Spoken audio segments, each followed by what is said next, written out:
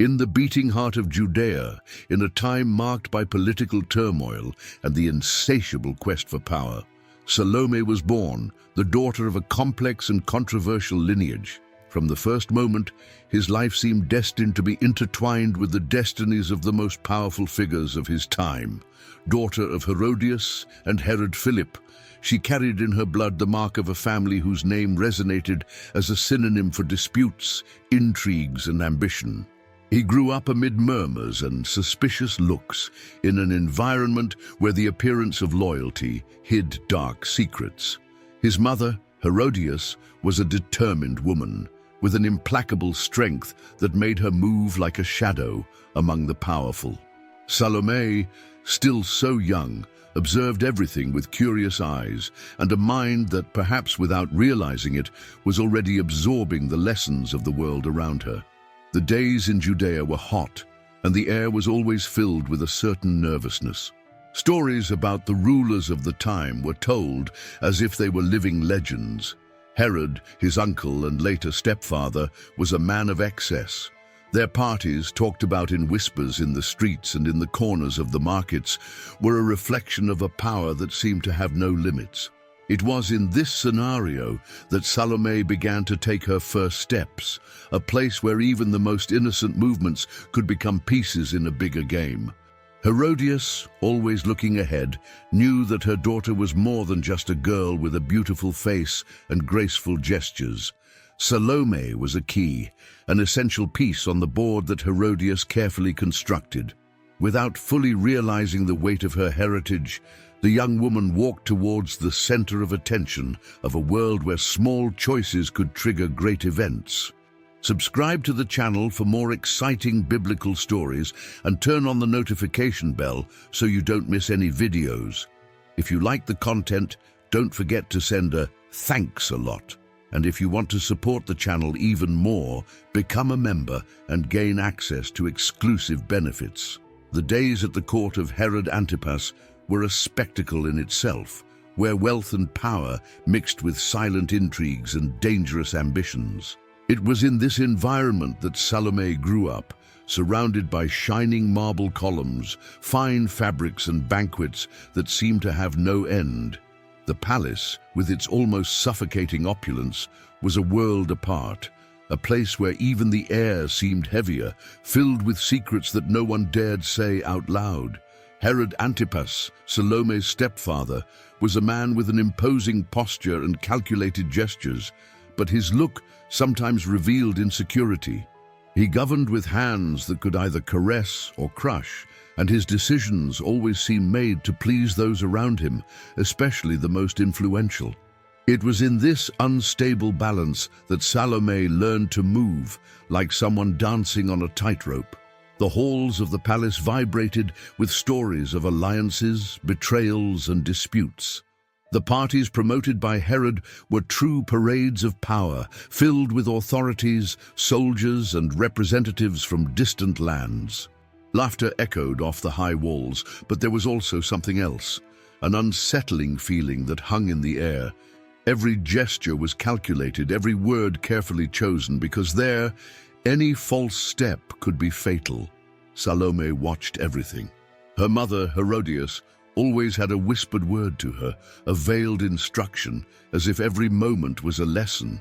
Little by little, the girl who once walked innocently through the gardens began to understand that the world around her was much more than beauty and wealth. It was a dangerous game where strength did not always come from the sword, but from the ability to shape the will of others. Herodias was more than an ambitious woman. She was a born strategist, someone who knew exactly where each piece of the game needed to be to ensure her victory. And Salome, his daughter, was not only a reflection of his beauty, but also an extension of his plans. From an early age, Herodias shaped Salome like someone cutting a jewel, but not to shine, but to cut like a blade. John the Baptist, the prophet who preached on the banks of the Jordan River, became an obstacle to Herodias. He was a man who spoke with authority, pointing out sins and confronting those who preferred to hide their failures under cloaks of wealth and power. Your biggest target? Herodias's marriage to Herod Antipas, which he denounced as illicit and sinful. His words, as sharp as any sword, reverberated both in the hearts of the people and in the halls of the palace. With each sermon of John the Baptist, Herodias's hatred grew. Her determination to silence him was like a fire that never went out. But Herod, although bothered by the prophet's words, was hesitant to act. He knew that John had the admiration of the people and feared the repercussions of any rash act. This impasse was a constant thorn in Herodias's side, who saw the prophet as a threat to his power and perhaps to Salome's own future. Herodias knew he needed a moment, a perfect opportunity to act, and like a tightly woven web, she silently prepared the ground. Salome was his key, a piece that didn't yet fully understand its role on the board. As the days passed and tensions increased, Herodias waited, with his gaze fixed on the horizon, where the promise of a grand banquet began to take shape. The night of the banquet was announced with great fanfare, as an event designed to impress both the powerful and the sycophants. It was Herod Antipas's birthday, and the celebration promised to be one of the grandest ever seen. The halls of the palace were filled with feverish energy. Hurried servants carried golden trays. Musicians rehearsed melodies that echoed like magical whispers, and the banquet table seemed to stretch to infinity, filled with shining goblets and exotic dishes. Guests from all over arrived with their luxurious robes and eager gazes, but there was something in the air that went beyond wine and spices. It was a feeling that night something important would happen. At the center of it all was Herod, boasting exaggerated confidence, surrounded by men of influence and soldiers who watched every corner of the room carefully. Salome watched from a distance, mixed in with the crowd, but not invisible. Her beauty and grace attracted glances, but there was a calculated serenity about her. Herodias, at her side, instructed her in a low voice, like a sculptor adjusting the last details of her masterpiece. Salome wasn't sure what was expected of her that night, but she felt the weight of expectations. It was a dangerous game, and she was at the center of it, even without understanding all the rules. When the banquet reached its peak, with the wine flowing like rivers and laughter filling the hall, Herod, excited by the heat of the feast, called for Salome. He asked her to dance for the guests, and the room fell silent. What began as an innocent invitation soon took the form of an irresistible challenge. Salome, under the eyes of her mother and the entire court, took the first steps of a dance that would be much more than a spectacle. She didn't know it yet, but her every move was leading the night to an outcome that would change everything. When Salome began to dance, the entire room seemed to hold its breath. Her movements were light as a breeze, but at the same time they carried a strength that mesmerized those who watched her. Every turn, every step seemed to bewitch the guests, as if time had stopped. The light from the torches flickered, reflecting off their eyes and their shining adornments, while the music grew in intensity, echoing off the walls of the great hall. Herod never took his eyes off her. His smile, initially carefree, became increasingly fascinated. He was delighted, and he wasn't the only one.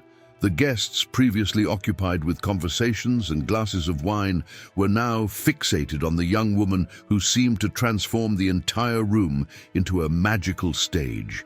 Salome moved as if the entire world revolved around her, but deep down, she danced under the weight of gazes that expected something greater from her. When the last chord sounded and their dance came to an end, the hall erupted in deafening applause. Herod, overcome by an enthusiasm that bordered on euphoria, raised his cup and declared before everyone, "Ask whatever you want, Salome, and I will give it to you, even half of my kingdom if you so wish." The promise, made in front of so many testimonies, was now a chain that tied him to that young woman's desire. Salome hesitated for a moment, her hands still slightly shaking after the dance. She didn't know what to ask for, but his eyes sought, almost instinctively, his mother's. Herodias was there, standing firm as a rock in the midst of the whirlwind of emotions. He approached Salome and whispered something in her ear, words that, although spoken softly, carried the weight of a sentence. With a steady gaze, Salome turned to Herod and in a clear voice that cut through the murmur of the crowd, made her request. The silence that took over the hall after Salome's request was so profound that it seemed to have swallowed the sound of the entire world. Every gaze was fixed on Herod, whose expression quickly went from fascination to shock. He had promised to give the young dancer anything, but he never imagined that the words spoken so casually could lead him to this situation. "I want the head of John the Baptist, on a platter," Salome had said, repeating exactly what her mother whispered in her ear. Herod suddenly seemed smaller, as if the weight of his own words were crushing him. The glow of authority that used to surround him was replaced by a shadow of hesitation. He looked at Salome, then at Herodias, and then at his guests, who were now watching with curiosity and expectation. His mind ran in all directions, looking for a way out, but the promise made in front of so many influential men could not be broken without consequences. And Herod knew this. He tried to buy time. He said vague words, as if rehearsing a justification that would never materialize. But Herodias, with her face still and her eyes fixed on him, would not give in. She knew that Herod was a man governed by the need to keep his word, especially in the face of the powerful around him. It was his weakness, and Herodias knew it well. Finally, with a heavy sigh that seemed to knock the air from his lungs, Herod waved to one of his guards. The order was given, and John the Baptist's fate was sealed. As the guard left the hall, the murmurs began, like a rising wind before the storm. Salome remained motionless, without looking away, but in her eyes there was a restlessness, perhaps a flicker of doubt that would never be expressed in words. The minutes that followed Salome's request were like an eternity. The room seemed trapped in an invisible tension, where every gesture, every breath was charged with expectation. The sound of the guards' boots moving away echoed like the beats of a distant drum, as everyone waited for the outcome of this dark moment. Herod, still sitting on his throne, held a cup of wine tightly, but did not drink. His gaze was lost, perhaps in regret, perhaps in resignation. Salome remained at her mother's side like a living statue. Her expression was neutral, but within her, something seemed to tremble. The young girl who had danced with such grace and freedom was now a symbol of something much larger, a piece on the board that her mother controlled with steady hands. Herodias, on the other hand, kept her face up, her eyes fixed, almost as if she was savoring the moment she had been waiting for so long. For her, this wasn't just a victory. It was a demonstration of power. When the sound of the guard's footsteps finally came again, the murmurs ceased once again. He carried something covered in coarse cloth, and the room grew so silent that the noise of every movement seemed amplified. The guests' eyes turned to the tray, and many looked away, unable to face what was about to be revealed. The guard placed the tray in front of Herod and lifted the cloth, exposing the head of John the Baptist. The silence in the room was broken by a barely audible sound, perhaps a held breath, or the whisper of someone who couldn't contain their emotion. Salome looked at the scene in front of her, but what she felt at that moment was hidden under the veil of apparent indifference. Herodias finally showed a subtle smile, as if achieving something for which he had waited a long time. The image of John the Baptist's head on the tray was engraved like a shadow in the corridors of the palace, leaving a trail that none of those present could erase. Although the night continued, with laughter and toasts that desperately tried to restore normality, the truth is that something had changed. What began as a celebratory feast became a marker of something darker, deeper, that no one dared name. Salome, at the center of it all, walked through the following days as someone who no longer belonged entirely to herself. Her dance, once a symbol of lightness and enchantment, now carried the weight of an act that could not be undone. But the palace had its own rules, and people learned to silence their emotions, guarding them behind carefully composed masks. That's how you survived there. Meanwhile, Whispers about the episode spread among the servants, the guards, and even among visitors from other lands. The young girl who danced with such grace was now seen with a mixture of fascination and fear. Some said she was a victim of her mother's ambition, while others saw her as someone who understood very well the power she had over others. In any case, his image began to transcend the walls of the palace, becoming almost a symbol. Herodias, on the other hand, looked triumphant. With John the Baptist silenced, she regained control over the narrative she wanted to build. But the world around was full of ironies, and each victory carried the harbinger of something more. History was not just made up of the present. She was shaped by the mark she left on others, and the actions of that night would continue to echo far beyond what any of them could imagine. The days turned into weeks, and the weeks into months, but the story of that night never really went away. Salome's name began to take on a life of its own, traveling beyond the palace walls, carried by whispers and speculation. Travelers passing through Judea brought different versions of what they had heard, each one more charged with mystery and drama than the last. It was as if the entire world had decided to turn her into a legend while she was still alive. Some described her as a seductive young woman, capable of bending even the most powerful men with her dancing. Others, however, saw her as a tragic figure, manipulated by her mother and a victim of circumstances. These stories crossed borders, finding space in crowded markets and by campfires on cold nights. In a way, Salome was no longer just a person. It was an idea, a living metaphor about power, ambition, and the consequences that come with them. Inside the palace, she walked through corridors that now looked different. People looked at her in a way they hadn't dared to before, as if they were expecting something from her, even though they didn't know exactly what. Herodias, on the other hand, continued to play his role with cool precision, keeping up appearances and solidifying his position. But even she knew that the power gained was rarely stable. The silence that came after a triumph was often more dangerous than the noise of fighting. Salome began to notice that there was something unsettling about this silence. It was as if every decision, every step echoed louder than before, bringing with it a feeling that time was changing, pushing her towards something unknown. The parties at the palace continued, but now they had a different air, as if every smile hid a secret and every toast announced something lurking. As the years passed, Salome slowly disappeared from the salons where she had once been the center of attention. Life in the palace ran its course, full of new dramas, new faces, but the mark it left that night was never completely erased. Among those who were there, the episode became an uncomfortable memory, a story that no one wanted to tell, but also couldn't forget. Salome, however, took a different path. They say she was sent far away to distant lands, perhaps in search of a fresh start or as part of an alliance sealed by marriage. The young woman who had once danced for a king, whose grace had enchanted an entire room and led to the downfall of a prophet, now lived under the weight of a name that carried with it the shadow of that moment.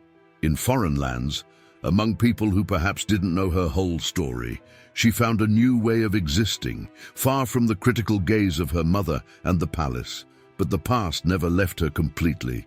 Stories continued to travel, as if the wind carried them from place to place, each painting her in a different light.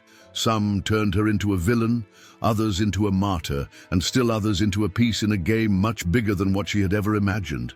Herself. Maybe she found peace, or maybe the echo of the choices she made that night continued to haunt her, like a ghost that never goes away. And so, Salome's name survived time, more as an idea than as a person.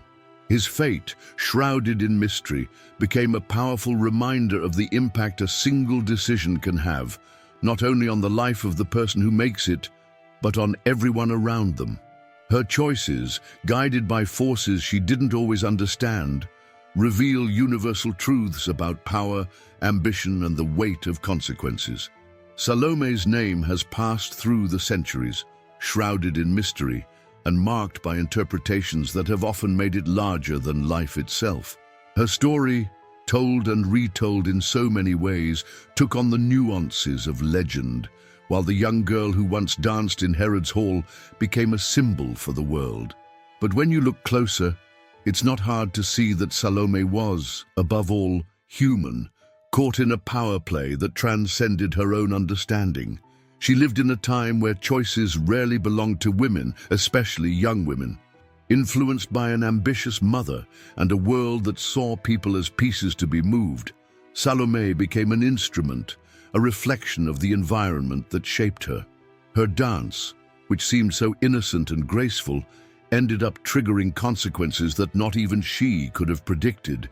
And yet, who can say for sure that she understood the weight of her actions at that moment? Salome's story challenges us to think about the forces that shape our decisions.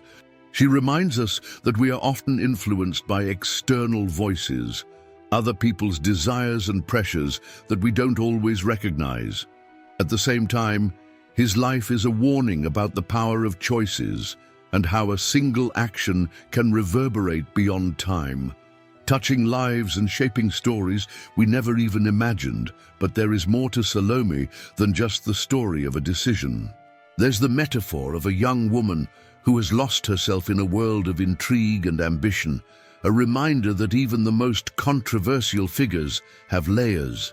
When we reflect on his trajectory, we are invited to see not only what was done, but what we could learn about empathy, about responsibility, and, above all, about the impact that our lives have on those around us. Salome is not just a character in a story, it is a mirror, an invitation to look inside and ask, what are the consequences of our own choices? If you liked Salome's story and want to continue following other stories of faith and overcoming, be sure to like this video and share it with those you love, and of course subscribe to the channel so you don't miss any new content. Together, let's explore more powerful lessons from the Bible.